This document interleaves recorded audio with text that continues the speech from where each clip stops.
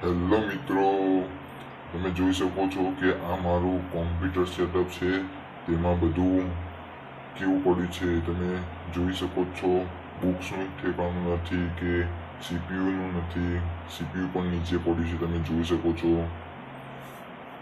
બધા ડબલા જોડે સીપીયુ પણ નીચે પડ્યું છે. મોનિટર, માઉસ તમે જોઈ શકો છો कि आनो आज हमें सेटअप करीशू. तो चलो सेटअप कर. अरे भाई कुछ दिखाई नहीं दे रहा. मॉनिटर भी आ गया है, आप देख सकते हो. पीछे भी पूरी जगह है और आगे से अच्छा भी लुक दिख रहा है. और सीपीयू भी फाइनली आ गया है, ये आप देख सकते हो. और कुछ बाकी है, कीबोर्ड भी फाइनली आ गया है, आप देख सकते हो. कीबोर्ड भी आ गया है और माउस बाकी है, माउस भी आ गया. और साथ में स्पीकर भी आएगी, स्पीकर भी आ गया, देख सकते हो आप लोग. हेलो, आप देख ही सकते हो कि पूरा सेटअप कंप्लीट हो गया है.